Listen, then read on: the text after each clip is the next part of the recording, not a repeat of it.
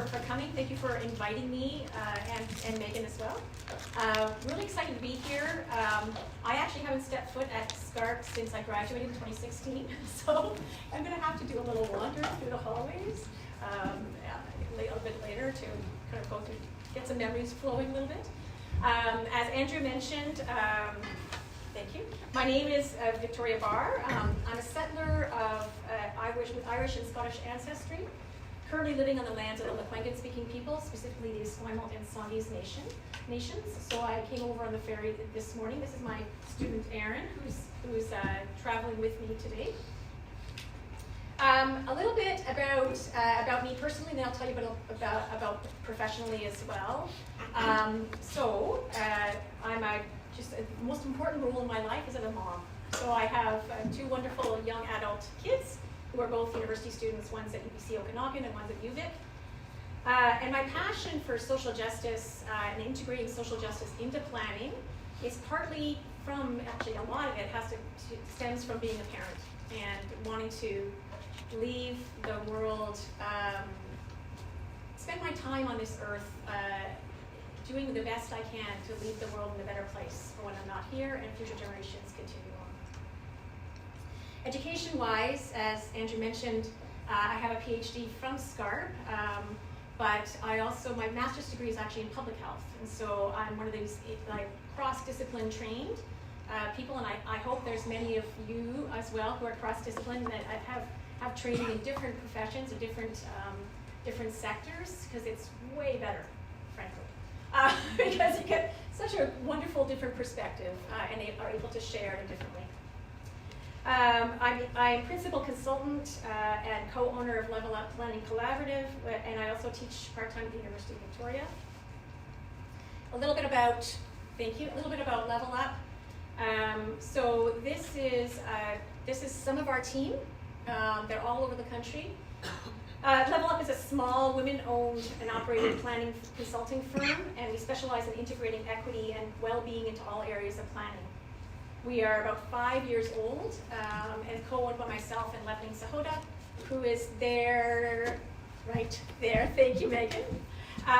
So these are some of our amazing team who work from their home offices in 3 different provinces. So we're mostly virtual in terms of connecting with one another and with our clients. Collectively, we try to approach our work in planning with humility and connection. And that's really important and quite different from a lot of other consulting firms out there. I was reflecting today, and as Erin and I were talking, that I've been doing this work for almost 30 years in different capacities and in different ways. I started off in community-based health promotion and now focus more on planning. But I'm blown away every day by how much I don't know and how much there is to learn. And so I'm sure I will learn from you today, and I look forward to that in terms of the discussion and the questions you put forward.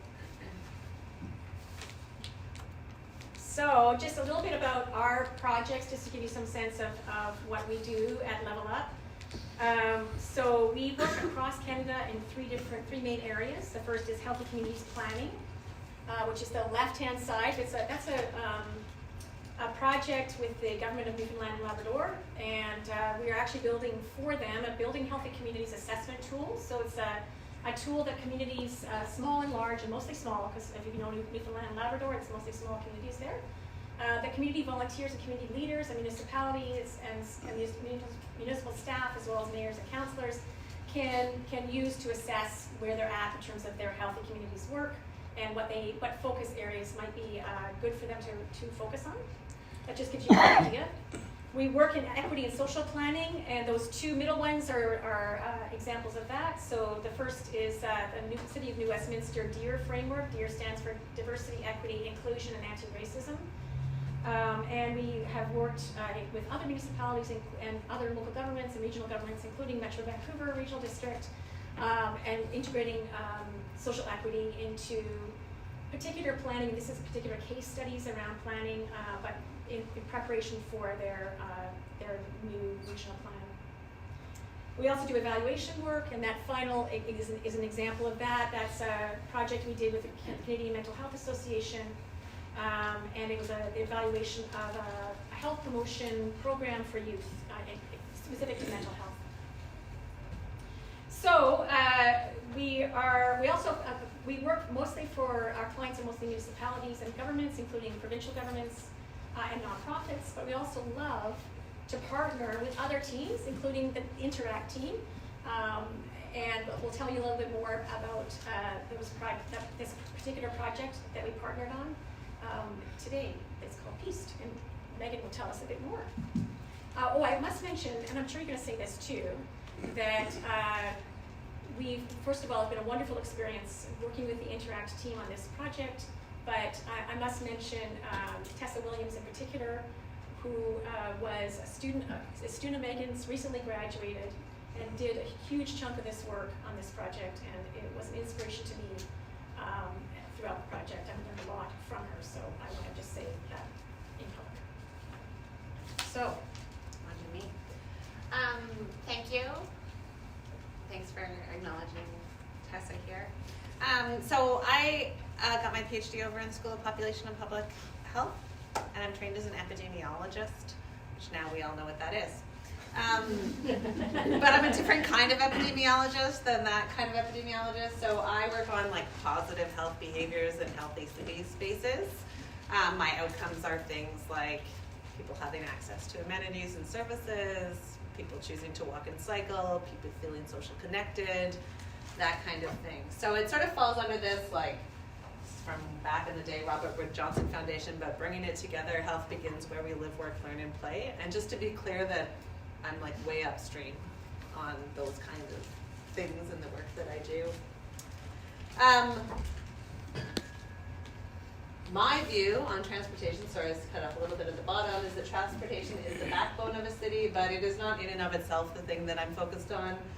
It takes you to a broader purpose. So I think about people in my work all the time, not just the modes that you're traveling around or the number of trips you need to take, but the purpose of transportation and that it connects people to where they want to go. I'm sure this resonates for the people in the room, but I'm just making the connection because I'm coming from that health training so that you know where I'm seeing it. My lab group is called the City's Health and Active Transportation Research Lab over at Health Sciences. I have the privilege of working with many graduate students who come from backgrounds in urban planning. So Tessa's a registered planner that we talked about, from geography, from social sciences. I don't know how to read that. And we do applied public health research on how community design impacts how people get around and how they connect with each other. The kinds of projects over the years, so I've been at SFE for 13 years now, and this is just a snapshot of my lab page, I guess. When I presented in this room 13 years ago, I would have been like the person who does biking. So like lots of people studied walkability, and I came in and was like, hey, I'm gonna do bikeability. And now that seems all very normal, but at the time it was not. And so there's a whole bunch of my work on like what makes the neighborhood bikeable, on micromobility, on e-bikes, that. But it's also, I just want to say, much bigger than that, because it's not just like how much physical activity do you get from biking, or what's your road safety risks, or what's your air pollution exposures, but sort of what are those broader benefits and that equity angle. So just a host of things I'm not going to talk about today, but maybe I'll talk about in the future. And I think the common thread is that my research program is very responsive to what I enjoy doing.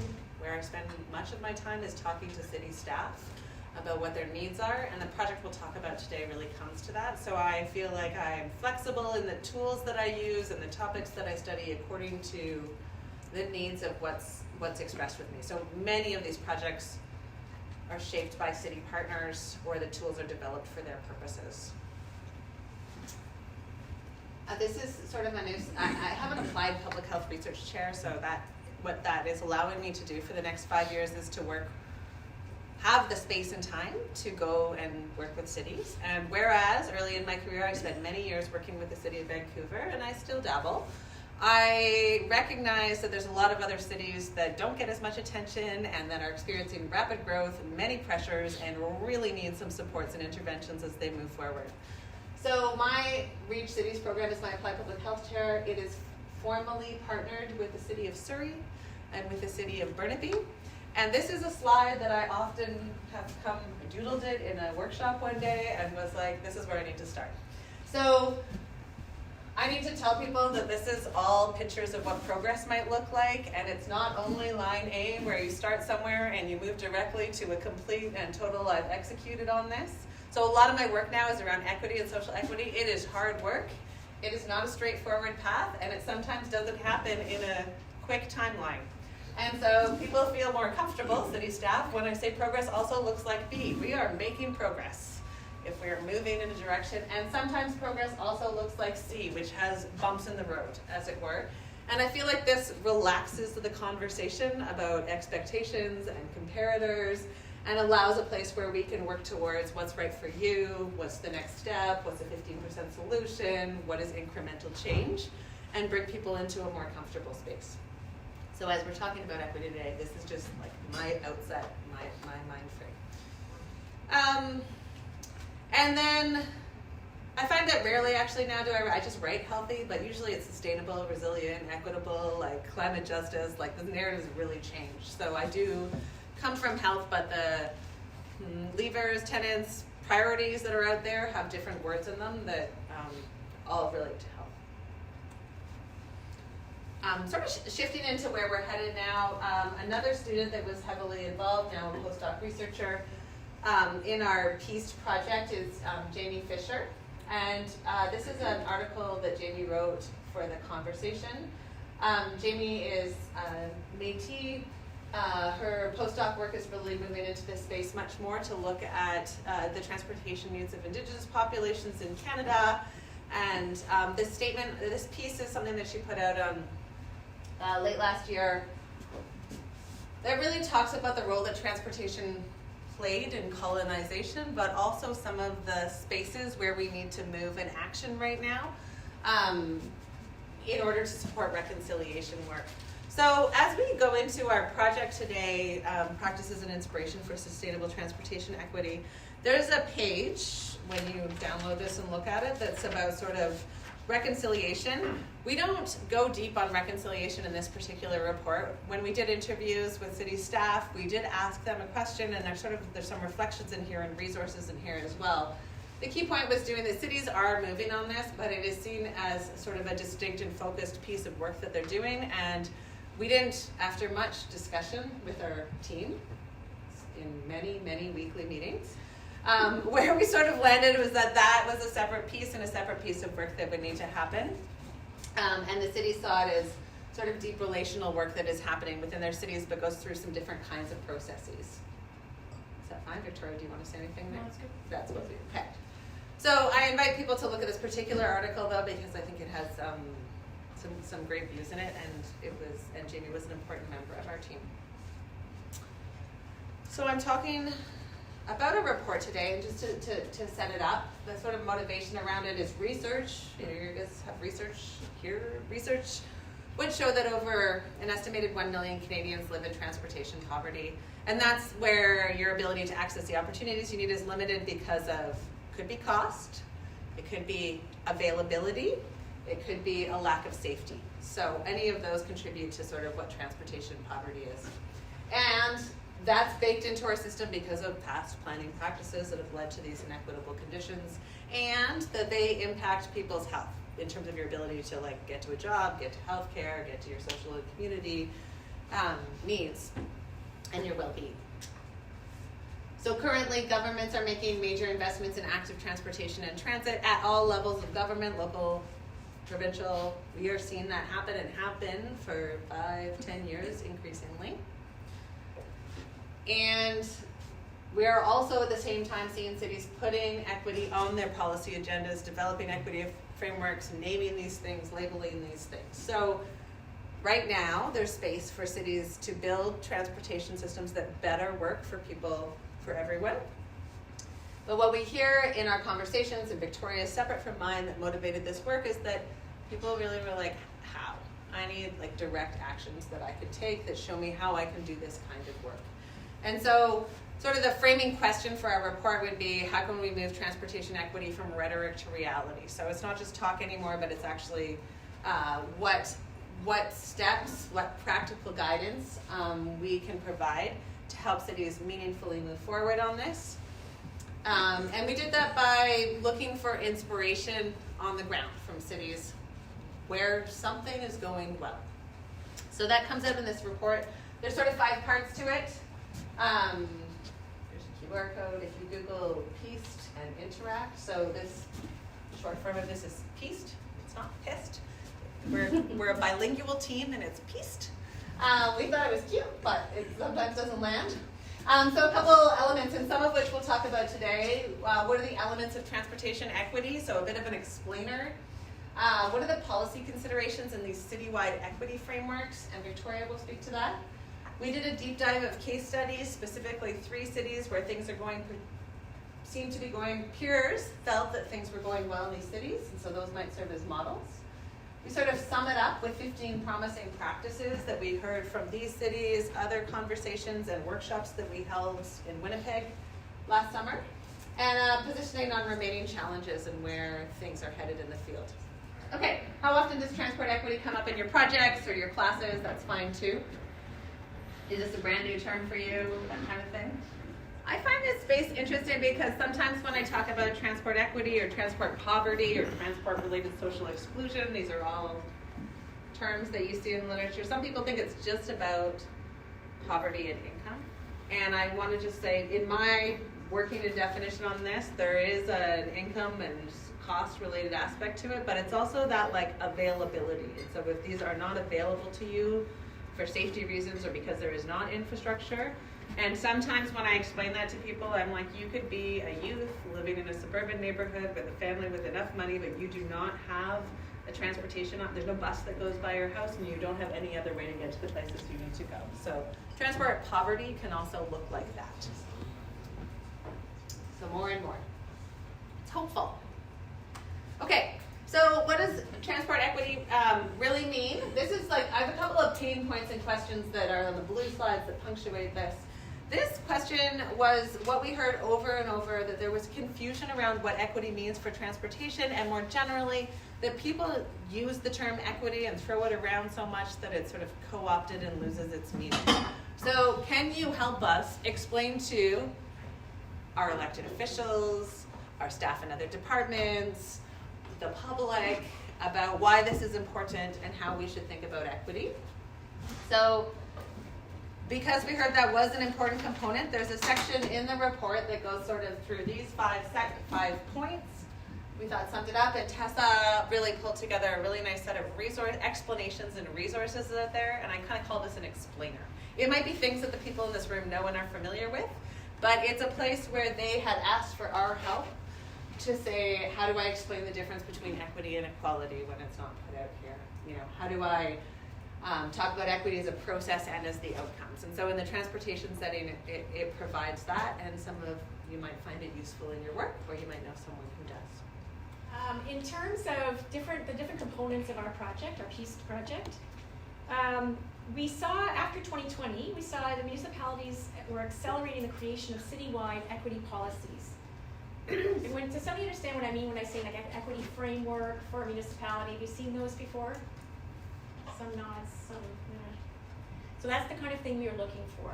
So we were trying to get a sense of and try to analyze and bring together and learn from those equity policies or equity frameworks that were meant to take kind of a broad approach for a particular municipality. So to better understand how that evolving area was happening, we did a broad scan of citywide equity policies. And look at all the ones we found. So this sort of in this piece of the project, this equity scan, municipal equity scan, the idea is that municipalities, they hold unique capacity to advance or undermine equity. There's a lot of power that they hold in terms of affecting people's lives. And so learning about this and what they're doing in terms of equity, diversity, inclusion, anti-racism, whatever you want to call it, and they call it different things, then is really important to get a sense of that. So in this first phase of the project, we searched for formalized equity-based policies within local and regional governments across Canada. We searched 36 municipal websites and found 22 communities with equity policies. I need to point out too, though, that since then, it's been about 18 months, 2 years or something like that since that scan would happened, there have been many more cities or municipalities, even very small communities or small municipalities across the country that have prepared new equity policies. So this is just a snapshot in time. There's a lot more out there now, which is really exciting, actually. In the end, we narrowed our analysis down to 8 cities, and you'll see them in the top there. Vancouver, Ottawa, Halifax, Edmonton, New Westminster, Victoria, Saskatoon, and Montreal. We focused on those for a deeper analysis. So for those 8, we analyzed the contents of their equity policies to compare and contrast their key elements, like how equity is defined, the processes, tools, or indicators included in that work.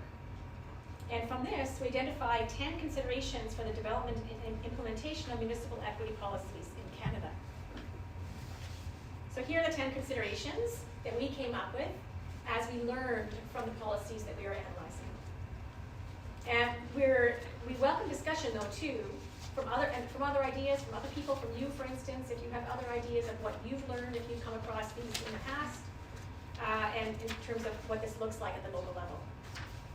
So I don't have time to go through all of them today, but I'll highlight 5 of them and tell you a bit more about those 5. So the first, start with a clear vision for systemic change. So equity policies have a variety of starting points. Some policies focus on why equity needs to be integrated into municipal affairs, and others concentrate on how, and some do both. So some are more sort of, there's more meat to them, I guess you'd say, and some are a bit more theoretical as well. These different approaches signal the need to take concrete action to treat the acute symptoms of inequities, while also working towards structural changes that address their root causes. We encourage local governments to be thoughtful as they formulate their vision, their ultimate goal. That can take time, it's a messy process, but it's vital. 3, center diverse voices. So it's vital, of course, that equity is the focus of the process, not just the policies or the outcomes. So local governments need to attract and amplify diverse perspectives, both within the organization and when engaging with the community. I've learned since moving from a more health promotion, public health area of focus to a more planning area of focus, that the traditional ways of planning and engaging with the community as part of planning, like holding open houses or having surveys or, God forbid, public hearings, that they are not good in terms of considering equity, because they bring out a particular part of the population and actually almost silence other parts of the population. That those population and that part of the population that's being silenced are also marginalized populations. And so it just makes the situation worse and doesn't give you a really good idea of what the diversity of ideas and lived experiences that you have within the community. So thinking critically about language is really important too. Some policies used a language that was signal a stronger commitment to equity. So concepts such as anti-racism, white supremacy, and decolonization demonstrate a willingness to confront systems of power and identify those as such. Whereas policies that stick to terms such as diversity, inclusion, and belonging suggest a reluctance to go there. Language really matters. The words we use matter. So we need to be explicit when naming power systems that contribute to inequities. Establish baseline and monitor impacts. This sounds a little more dull, but it's still really important. So most policies identify the need to assess the current state of inequities in the community and evaluate the impact of equity initiatives going forward. But some policies provide helpful guidance on the future development evaluation methods, highlighting the need, for instance, for disaggregated data, which is something we really need to work on in Canada. Other countries, including the US, do that much better than we do. A combination of both quantitative and qualitative data, and using both and seeing the full stories of people's lives come through, and not just sitting with the comfortable, which is often the quantitative for the maps or the GIS. That's lovely, it's really important, it can tell a beautiful story, a really important story, but we need to combine that with understanding, connecting with people, learning about their lives in their own words, their own voices. And finally, the fifth one, embracing a learning mindset. So this work, as Meghan said earlier, this work is hard, and it's meant to be. I've heard people say that if the work feels relatively easy or straightforward, you're doing it wrong. So that makes sense, because we're challenging those social norms, like racism or sexism or ageism or ableism, that are embedded in every system, every structure that in our culture. And so embracing a learning mindset is essential. With that comes deep listening, questioning yourself and others, and listening again, and that continual learning process. So we humbly offer these 10 considerations as a potential way to help municipalities along on their policy journeys. But as I said, we aim for these considerations to be initial points for discussion and collective learning, not as the answer or a recipe to follow. We know that each place is a specific context, and there are different levels of readiness within those contexts, as Meghan was saying, in terms of what progress looks like in different places. It's important that each local and regional government gear this work to their own context, guided by community members. So, another Menti. Another question for you. What are local or regional governments not paying enough attention to when it comes to equity policy? What are they missing? So this is really, it's wonderful to be standing in a university and being able to be critical. I love that. Super fun. We asked this to the public health practitioners, the same question. Your answers might be really different. Yeah. That's intentional. Yeah. Can I just ask a couple of questions about these, because they're lovely. Thank you so much. This one-time costs, underlying power embedded in decision tools. Can I ask for some clarification? Is that yours? Sure, those are two different things. Okay. Yeah. Tell me, please. What do you mean?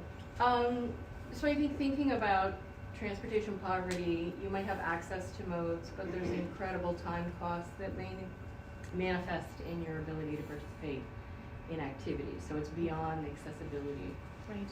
And then the second thing is decision tools. So in transportation in particular, there's a whole technocratic approach to deciding cost benefits of projects and modeling and forecasting, and embedded in those models and tools, I think, is often a very middle class male framework that could be unpacked in ways that we don't think about. We think about, oh, we need to have better resolution of bikes and peds in these tools, but not really thinking about who's using a tool, Right. Who's collecting the data, how are things how is that process inequitable from the get-go? Beautiful. Thank you. Can I ask the person who, you don't have to necessarily, but I'm just going to throw it out. Too much, we hear you when we see your concerns are valid. Not enough material structural change. Is that yours? Yeah. Please, can you tell us a bit more? I guess it's sort of like, I see kind of governments and institutions saying this kind of like, oh, your concerns are valid, like we understand like all the things that you're going through, and I kind of see them using this like recognition as a way to kind of offload any responsibility for like doing meaningful action. Yeah. If that makes sense. Yes, it does make sense. Yes. Yes, it's almost like they're not using their power effectively, and it's also kind of patronizing a bit. Is that what you're saying? Yeah, and it's sort of like a deflection. Right. Yeah. Thank you. Interesting. Can I do one more, Megan? Yeah, go ahead.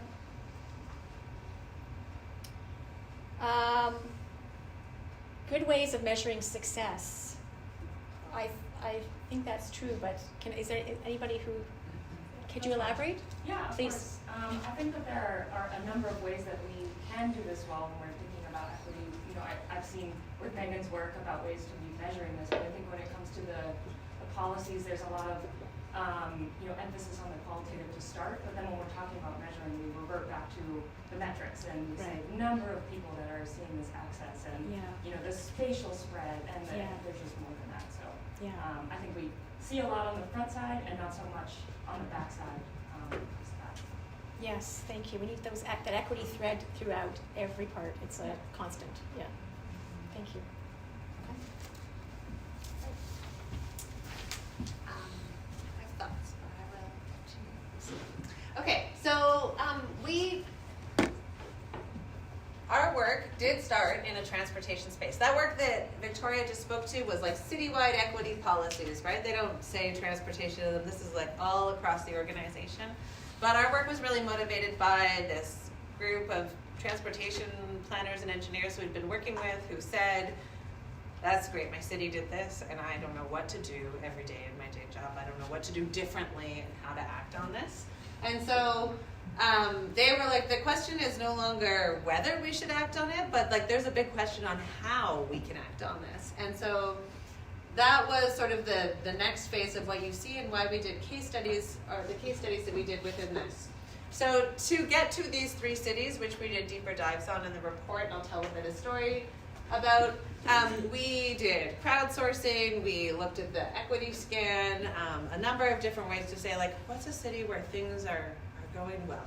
And I guess we also had in mind that we want not just Canada's biggest cities called Vancouver, Toronto, and Montreal, but what do other cities look like? Because again, that comparison is real, and people are quick to say, oh, I'm not Toronto, I don't have resources like that, we can't do it this way, right? But these were cities that were all seemed to be leading. And what the case study, so we, Tessa and Jamie, and Meredith to some degree, interviewed city staff from within these cities and had conversations with them that got to the real practicalities of things. What's working, what their learnings and successes are, what the failures and challenges were, really from the point of view of the cities. And so the case studies dive into those each separately. Those 3 cities, again, don't span the whole breadth of experiences. We tried to put spotlights in there to cover some of the other contexts. So we often get these very small communities say, what can I do? And so the County of Kings in Nova Scotia is an area that's moving collectively, moving well together here. We also did look at things that are happening in Toronto. There were many, many, many things happening, to highlight some of those. And we also highlighted some experiences of US cities. It's a different policy context, but there's lessons to be learned from what's happening there. The report, after all of these conversations, workshops, reflections, breakout conversations, more, sort of landed on what is 15 promising practices. What I want to highlight that are sort of like sum up the learnings and lessons that we heard across the broader project. I want to highlight that they're color-coded, and that is to say that no matter who you are in a city, in this transportation space, or what stage you're at in a project, there's probably something that you could be doing. And so different staff members or city staff that we work with might pick up on different aspects of this to move forward. I do have a couple of slides that are just going to make these a bit more tangible, make some of them a bit more tangible, but there's also greater description in them if there's one of them that's relevant to your work or a project you're doing. But just to make them real, so we, the case studies in here, there's a couple of pages on each city, and they try and tell a story, a specific example that resonates with this. So I'm using Ottawa to demonstrate sort of these 2 promising practices, formalize a citywide commitment, or integrating equity into transportation-specific plans.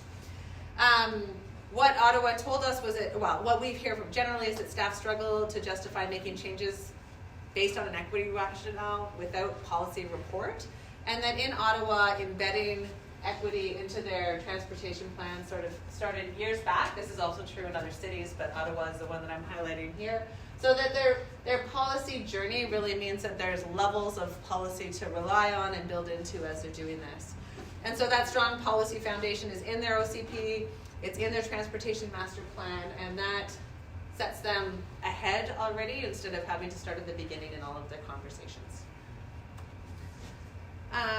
Another example from Ottawa, and I was just doing a webinar this morning, and Deborah Leibman from Ottawa was really speaking about this one, was their actions around, so the promising practices tap into varied data to identify equity needs and prioritize resource allocations in neighborhoods that need them most.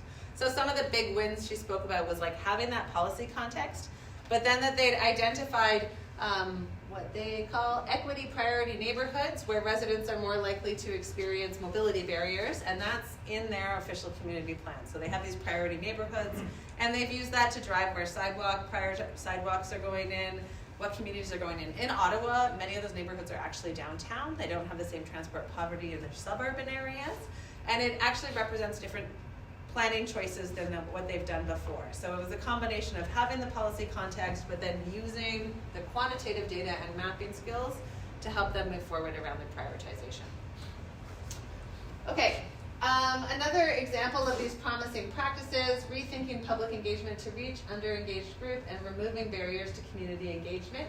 So this morning, Lisa LeBlanc, who is the acting deputy city manager, that's what she is. She's a deputy city manager for New West and director of engineering.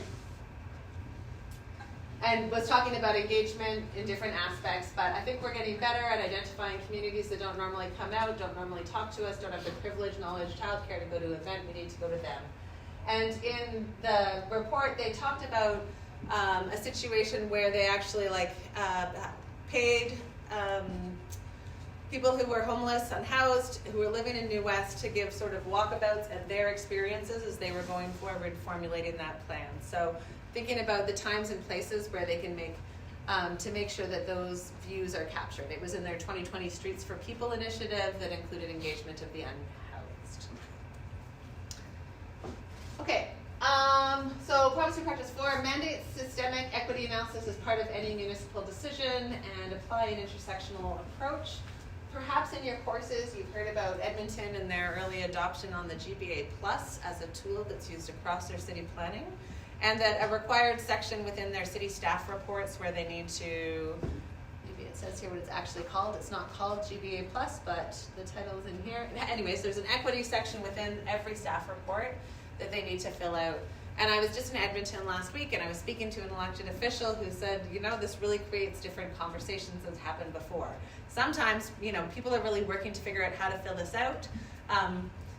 There's different ways of filling out and different ways of approaching it, but the fact that that is all written down in staff reports, that it's there in public view, it creates different kinds of conversations and debates for a starting point. And Edmonton has been very, anyone who's really diving into this, I would encourage them to go to Edmonton. There's a lot of things on their website, a lot of tools that they put on their website, a lot of their experiences. They're very transparent. And I don't know if it's the next slide, let's see. Yeah, it is. Okay. So the other real flavor that I get from Edmonton from the interviews that I read through and from our reports and conversations is this thing about it being a learning journey, audit the status quo for opportunities to improve, it's lifelong learning. In Edmonton, what we really heard from them is that it is a story of a learning journey and that they're given the chance to learn. And so they try something and maybe they realize that didn't quite work out the way they'd hoped, and in their municipality, there's a good atmosphere around acknowledging that, naming it, and trying something different from it. There are other municipalities where we wouldn't want to make this kind of public learning or a public narrative, but Edmonton's been an example of a community where staff say that they feel comfortable having these conversations, reviewing what's happened, and resetting the course. So that space of continuous learning. We also heard that in Edmonton, this is fairly well resourced. If a team says, I don't know how to fill in this section, we need more training, we don't know how to do this, that within Edmonton, that's sort of strong resource and culture.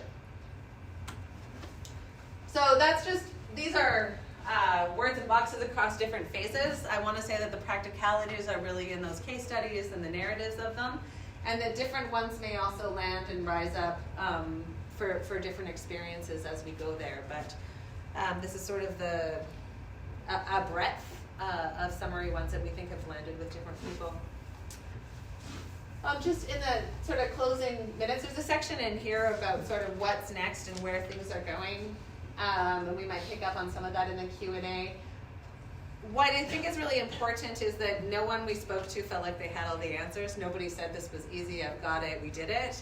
Everybody said this is hard work, and then this morning, even as I had these people on a panel who were from the case studies, they said, well, these things went well, and then I asked them, what's hard or what courageous conversations aren't happening, and they've got answers for this.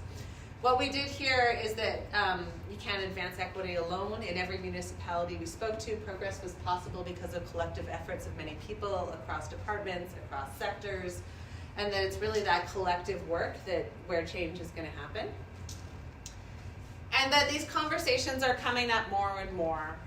That the other thing, this is not in my notes today, but I will tell you is that a lot of people are telling me that staff that they hire out of planning school now are trained in this and do have language about this and do bring forward skills. It takes time for them to get into leadership positions, so there's some lag there.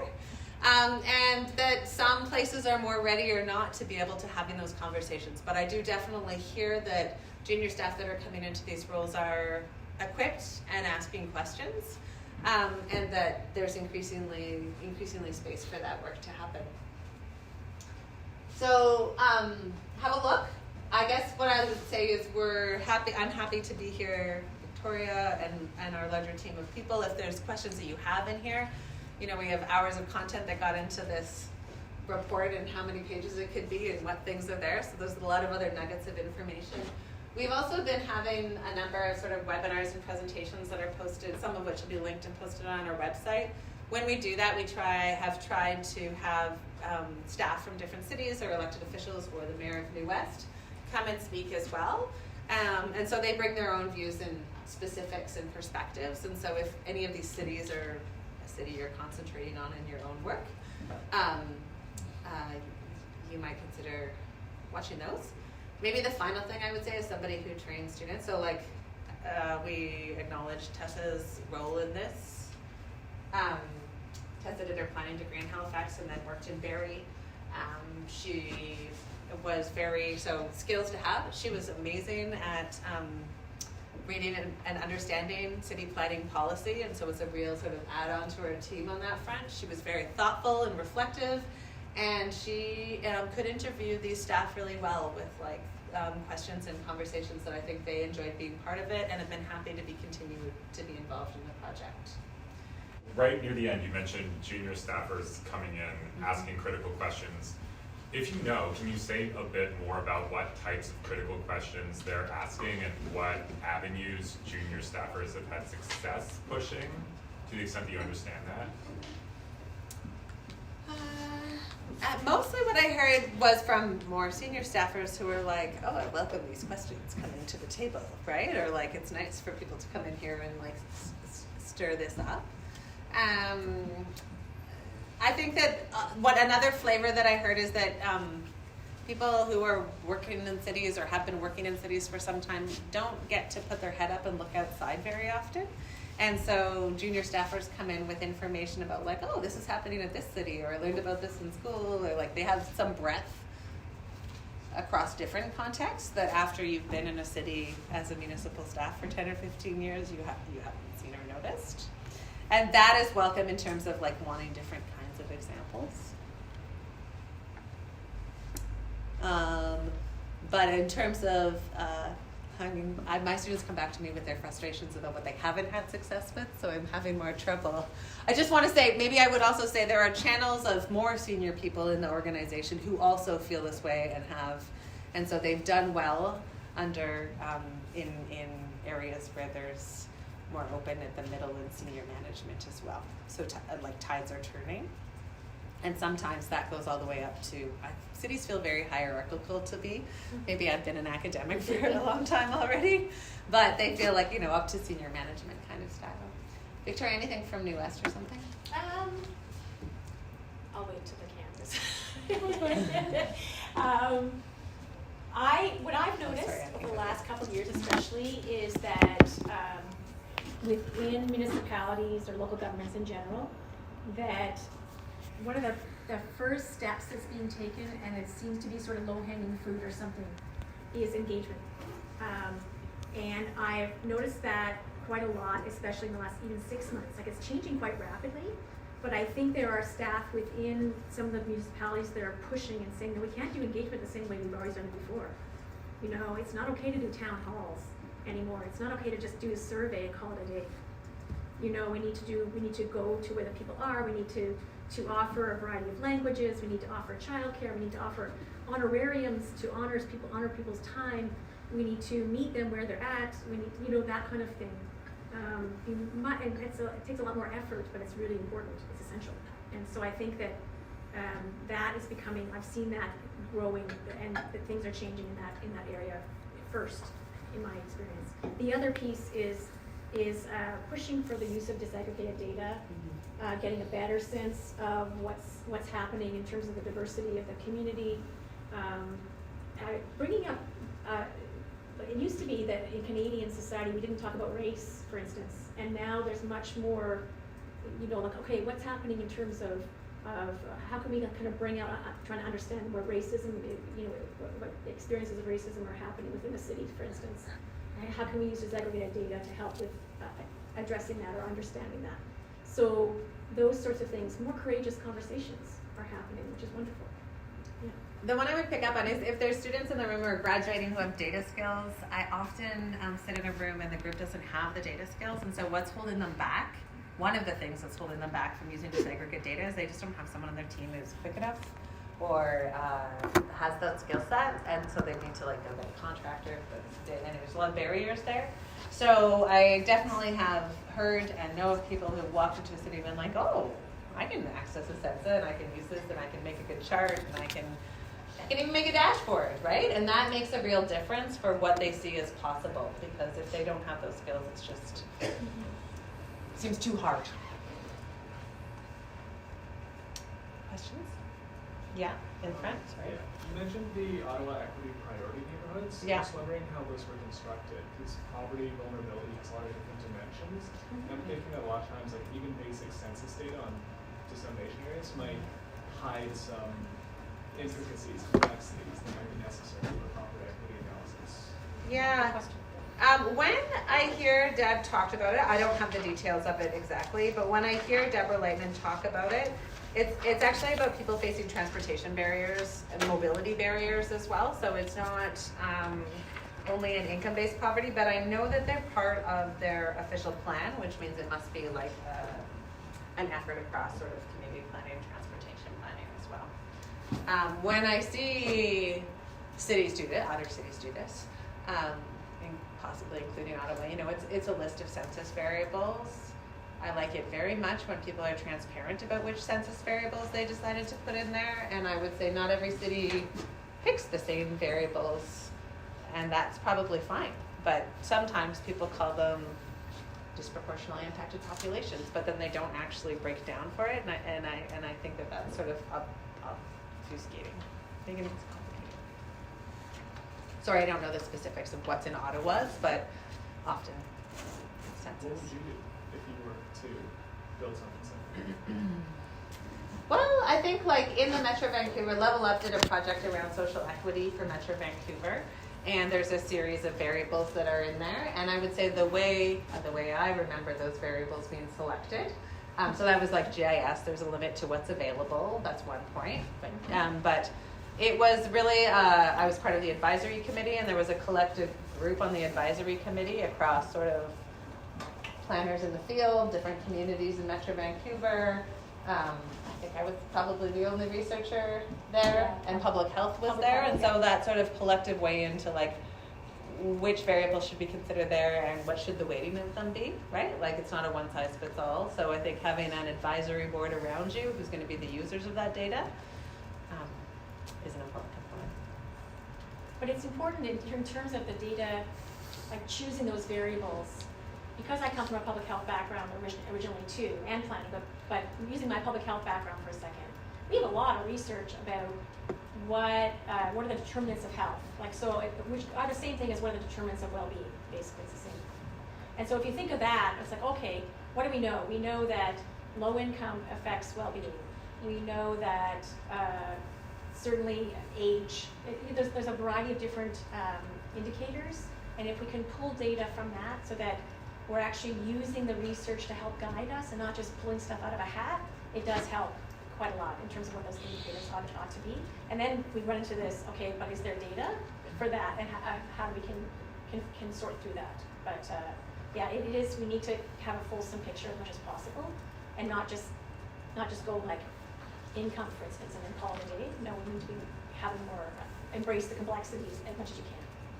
Lots of researchers would use here in Canada, would use the Canadian Index of Marginalization, which is available as a construct. There's 4 components to it. They represent different things. I mean, I might have opinions. I can tell you I've never seen a city use that. So marginalization indices, I find they feel that they are intuitive in nature, right? So it doesn't quite speak the language, and there's, for anyone who's used these, there's terms on them. And like one of them's ethnocultural, I don't know, stability or something. Anyways, it's sort of like, as a researcher, they really irk me, but a lot of people use the Canadian Index of Marginalizations. I think cities sort of want custom ones that resonate for them and make sense in their context. Yeah. Thanks so much for coming in. It's really great to hear this and hear how it all came together in the report. And I'm struck by both the considerations for the equity framework as well as the 15 set of recommendations you had at the end, and thinking about, they seem that they could even apply outside of the transportation space. And you started by saying that these cities have their equity frameworks, they're not transportation necessarily specific, and then moving forward to focus on the transportation side. And so just curious about how you feel about the transferability outside. I mean, I know there's so much interdependence, but outside of transportation, and do you feel like these frameworks and these recommendations are really just equity in things, or are there any sort of specifics to transportation? I forgot to say something. You got it.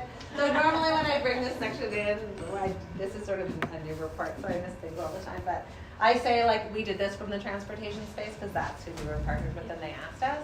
But then I think they apply, many of them apply, whether you're in community planning, you might be in Parks and Rec, you might be in sustainability kind of planning. The engagement ones are easy to see how this is exactly true, but I think, the data and assessment ones are as well. So, and usually people are nodding and they agree, and we're often speaking to like Canadian Institute of Planners, or today we were, something more broad than this, or public health, right?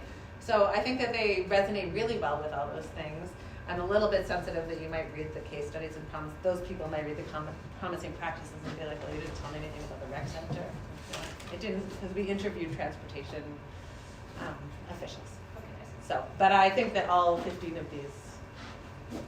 I agree. I think it's an excellent framework and a set of recommendations for any type of someone to start from, and then using those case studies as transferability is really exciting. Yeah. This is literally the only one that says transportation in our text. Yeah. Right? Yeah.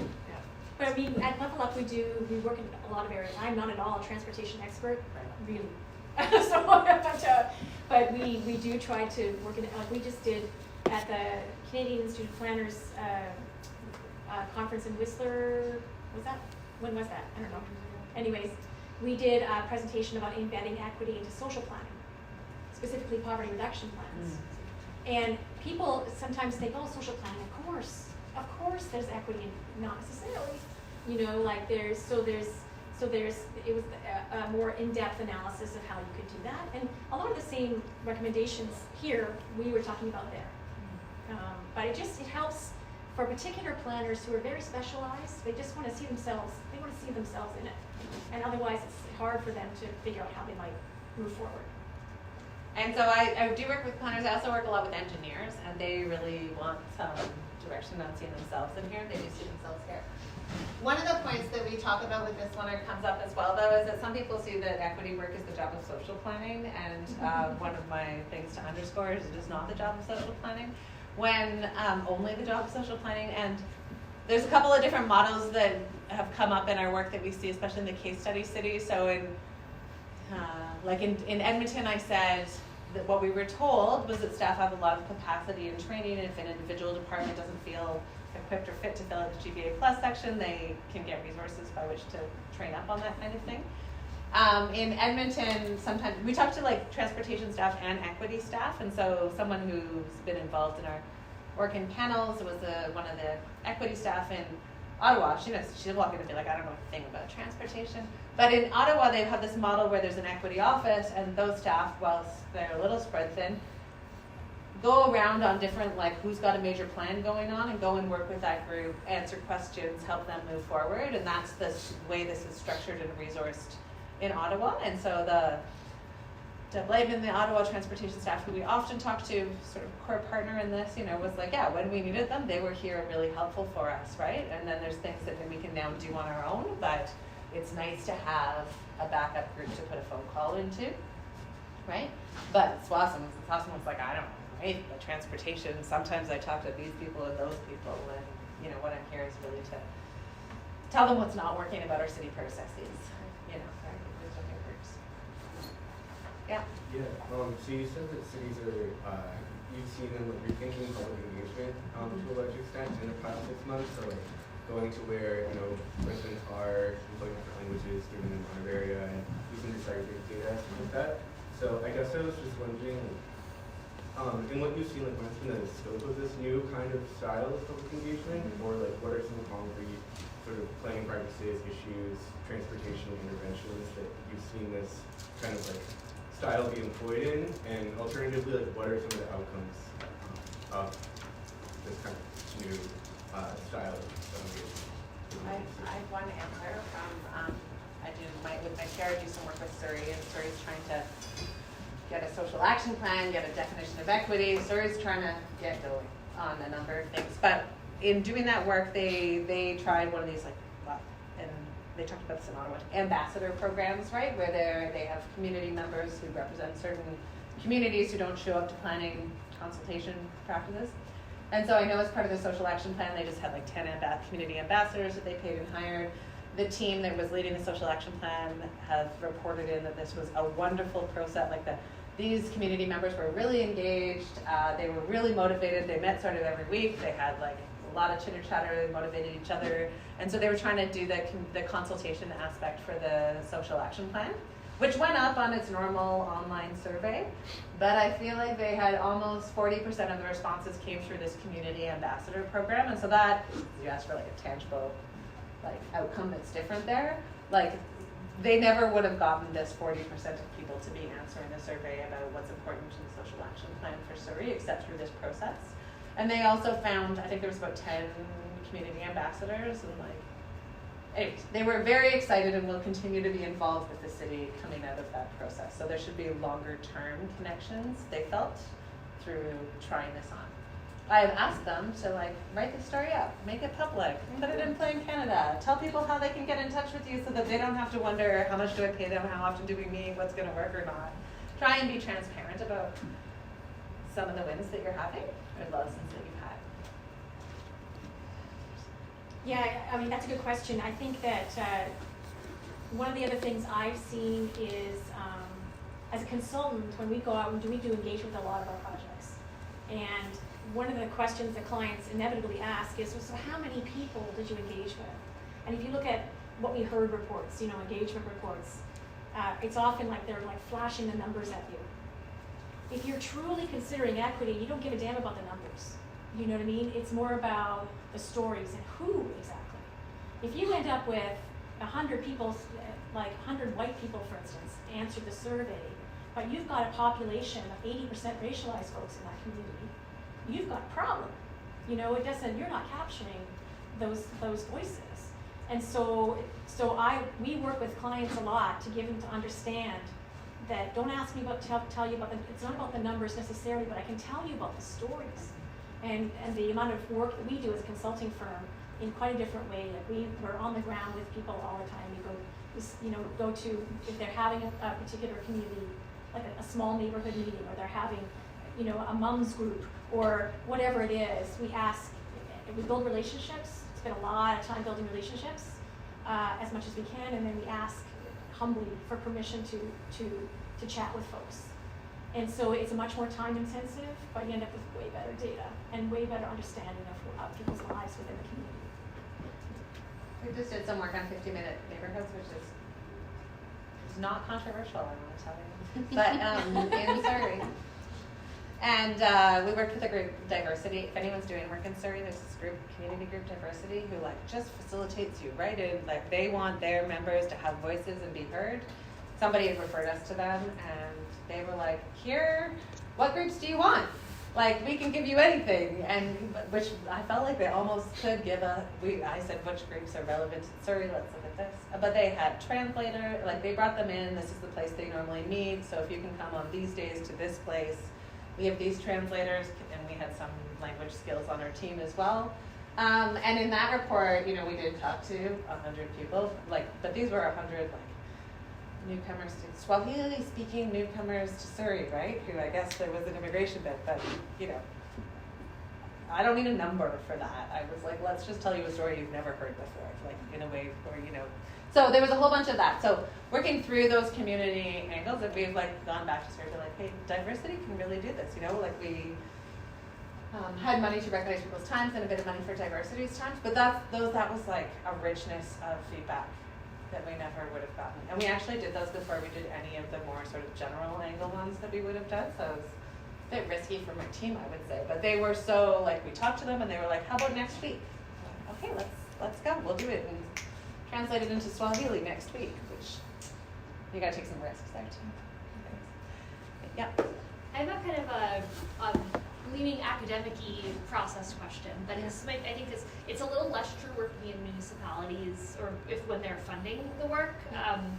But especially in the kind of consulting and from getting academic funding, I feel like there's this misalignment, at least in my experience, with the desire for funders to want community engagement and like on paper and say that that's what they prioritize, but the way that it's structured is such that it like really just doesn't understand all that goes into engaging with the community and building these partnerships that you need time and money to do.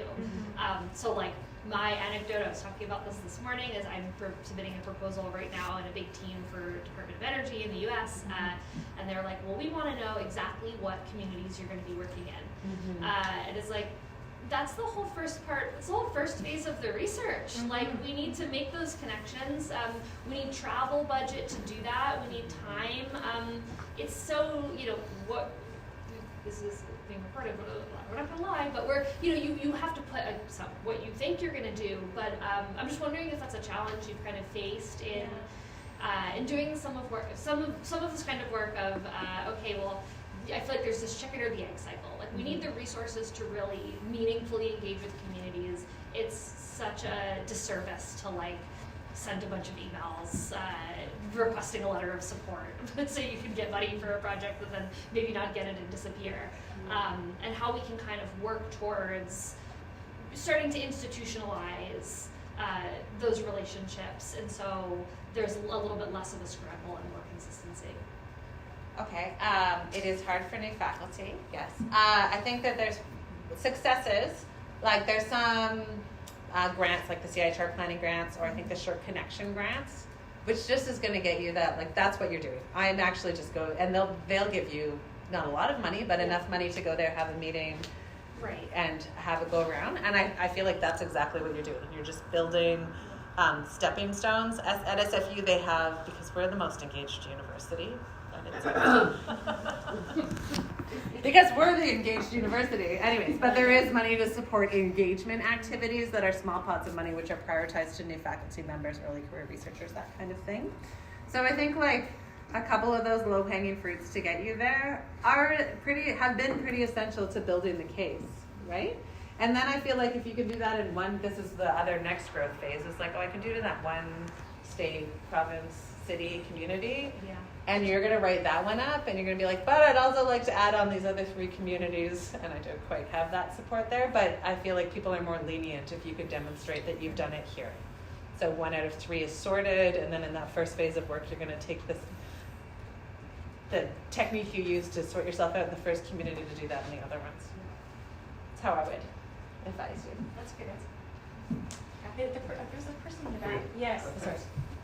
I enjoyed your presentation. I actually was just speaking this morning with a student I'm working with, Elizabeth Valentine, whose work, I wish you were here, because actually the work dovetails a bit with this, especially in terms of approach. So I had a couple of questions I'm going to ask on her behalf, and I'll pass along the answer. The first one is, you had these 10 cities, and you drew these lessons from the 10 cities. And I was just wondering, how did you choose those 10 cities? Because obviously then you did case studies that were based on cities that were doing well.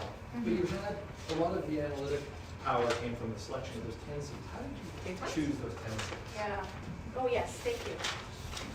And I remember what happened. Don't worry. There's 2 pages in here that it's all here, 18 and 19. Yeah. Laura's welcome.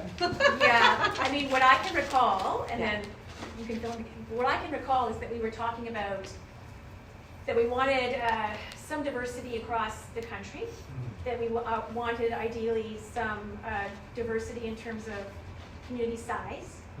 As Meghan said, we didn't want to choose Montreal, Toronto, and Vancouver necessarily. There are some cities that have stood out because they've been leaders. Vancouver's an example, New Westminster's an example. Ottawa is an example, right, of where they've been leaders. And so it's like we wanted to capture that wisdom. So is it sort of, it's a combination of sort of strategic and representative? Is that, like, because I think Elizabeth is going to want to make a similar kind of sample of cities, and I'm really intrigued by the sort of argument for that selection. Is it? Yeah. It's not necessarily exemplars, but it's not necessarily representative either. Right, and to tell you the truth, and this is where I diverge from the rest of the team a little bit, because we work with a lot of small communities as well. We don't just, at Level Up, we don't just deal with cities, actually. In some cases, like in Newfoundland, for instance, there's 10 people or 20 people. You know what I mean? That's how small it gets. And so there's some interesting work being done, and even more so now, by smaller communities as well, that hasn't necessarily had the fanfare that maybe it deserves, you know? And so there's that piece too, in terms of, you're gonna say representative. Yeah. Well, and that's why the Kings, County of Kings came up from Nova Scotia, as when it was like, oh, let's profile a smaller place that's done some really interesting work. Their framework is about anti-racism, and they label it, and they say anti-racism in the County of Kings. And this was a few years ago. It's a very courageous plan. It's really interesting. So. The other question is sort of related to exactly to what you just said, because in some ways this is also where Elizabeth wants to head. She wants to take a subset of cities, and they're making certain types of claims. And I was really struck when you said you looked at sort of like the websites and policy documents, and sort of you were looking at the kind of claims that were made. She's working on housing, and actually cities make all kinds of claims about housing. But those claims are not necessarily related to what happens. So you had mentioned that one of your metrics was the strength, or maybe the boldness of the claims that those cities make. Yeah. Did you, and in housing, you know, if you look at a website, it's, oh, the city of Victoria believes that housing is a human right, but then obviously on the ground it's not a human right. Right. Did you then take those claims and sort of interrogate those at this stage? Or was it more just like, the bolder the claim, the better? And then with some cities, you sort of then where did that interrogation of those claims happen? Or was it more just looking at the narrative they offered? Do you want me to go? Yeah, please. Okay. Yeah, go for it. That's a great question. I'm going to go to the claims in 1 second. I will start with, I'll go back onto one part. The first point was we tried to do this on crowdsourcing. We wanted to know, because we were motivated by cities saying we want to know who's doing what. So we said, okay, cities, tell us. Like, we tried to get information that way. But we tried hard. We didn't get very much information that way, okay? But we also poached people we knew, and we said, okay, but some cities came up over. Edmonton comes up all the time. So we're like, okay, Edmonton's clearly on our list. Then, because of the order in which we were doing things, we wanted cities that had citywide equity policies, and Toronto did not. So just to put Toronto, why was Toronto in the place it was like, well, it didn't. Our first criteria was that you had a citywide equity policy, because the question was, how do transportation staff respond when there's a citywide equity policy? So in Toronto, there wasn't one at the time, still not to my knowledge, that's accepted and council endorsed, and so it couldn't be on our list. So that's like the research side of like, and these were debated, let's just say, amongst our group, and you heard the spotlights there. So they have to have dedicated standalone equity policy. Their approach to equity holistically, it's not only internal. Some cities just had HR policies when we looked at them, or heavily HR policies, and that wasn't what we were interested in impacting. So those went away. Actively applying equity policies and principles in a sustainable transportation context. So if they had an equity policy but had nothing in their transportation plan, then they wouldn't fit in that. Collectively represented diversity of geographic regions in Canada's and population sizes over a minimum urban threshold of 50,000 residents. Victoria does not like this. It's good to have some disputation. We had lots of, this was like there was like 5 equals in the room, I would say, every week trying to figure out how we were going to make these. So that's why this is all written down. Then admittedly, the project is motivated by a number of our partnerships with a number of cities, Victoria, Saskatoon, Montreal, and Vancouver, which is not almost there. Yeah. And so they were not unleaders on this, but what was your word? Did we query this? I don't know what word you used. Interrogate it. Interrogate. Yeah. Tessa, who again, I welcome. I really love the depth that city planners can do work. People trained in city planning. Tessa read these documents. She had a spreadsheet. We're happy to share it with your student. There was a circle and a ranking system. She colored it when she wasn't sure. She brought it back to us and said, is this rigorous or not? Do you think they really got at it? So there was a series of criteria in that spreadsheet, which we can share with you. They're listed here. Definitions of equity, policy rationale, language regarding power and inequities, informational local context, policy process and methods, intersectionality, reconciliation, and tools and indicators for policy implementation. This is fantastic. I think I'll connect. Okay. Maybe if it's okay, maybe I'll Yeah. connect Elizabeth So and Tessa. 'Cause we it's debated so- it. We came up with this list. No, we didn't sum them up and add them equally. Then we debated some more, Yeah. and then we landed on these 3 cities. So art and science. I love it. Can I just tell you too that before we even did that, and just a little shout out to, there's a group of I think it was 7 Queen's students, Queen's University Masters in Planning students. I think it's Masters in Urban and Regional Planning. Anyways, Masters in Planning students. I was their coach, I guess, for like their practical project or whatever it was. I don't know what they call it there. And they did a very similar scan. And it was about a year and a half, 2 years before this one started. And so we already had a scan of 20, I think it was 23 communities across Canada so they had already, and so I gave that to Tessa right away. And so she had something to work with as well. Yeah. Excellent. Thank you. Maybe one more There's 2 more. question. We can fit We'll be two more. quick. Okay. Just your idea of the city itself. Do you ever play with the idea of what a city is? Did we in this project? Yeah, because I noticed you have transportation as the backbone of the city. Yeah. So I'm wondering, does that mean people in the country don't go anywhere? So I guess transportation is kind of a human thing, isn't it? Yeah, transportation is definitely a human. I mean, in other projects, I play with city versus municipality versus jurisdiction, and then versus region. In this project, I would say that our focus was driven by municipalities, and so we were sort of in that geography. I don't know if this is a satisfying answer to you. I just kind of, but you have a working definition of a city, so what are your you mentioned the word expectations. Are there expectations that a city has something that the country doesn't, or, because I grew up in the country, so for me, cities are an absurdity. I don't understand why anybody wants a city. Right. But is there a difference there, or? I mean, no, there's not. I will tell you that if you're an academic, we're funded by the Canadian Institute of Health Research. The reason why 50,000 is the number here is because CIHR has a funding initiative about healthy cities, and the cut point is 50,000, and you can either be funded or not funded, depending on your 50,000. So satisfying or not, there's practicalities behind why did we hold out on 50,000. If you want to study rural and remote communities or the countryside, you can apply to different funding agencies. It just didn't fit. But I suppose you're going to talk about needs, and that's related to the expectation you have of what a city should be, as opposed to. I think that there's weren't studied in the countryside, small towns and communities. They weren't research happening there. People should live there. People there need to travel around. And in other projects, I do look at Canada in all that it encompasses. Yeah. And maybe especially, and I think Victoria's committed to this. Oh, it's yeah, as I say, we work with a variety of different communities across the country, all different sizes, all different geographies, Indigenous, non-Indigenous as well, and I struggle with all the learning that's going on that is only really pertinent to urban centers. I struggle with that because I'm trying hard to advise our clients in smaller places, and I sometimes don't know what to tell them, frankly, because none of the tools that have been developed are really applicable to their context, and so we're just staring at each other like trying, and it's really hard, frankly. Well, So, do you have an example tool? well, there are a number of equity tools, for instance, sets of questions that people could ask as an example when they're putting together policies. That's just an example. This is a tool, really, too, in terms of the learnings that have come from this.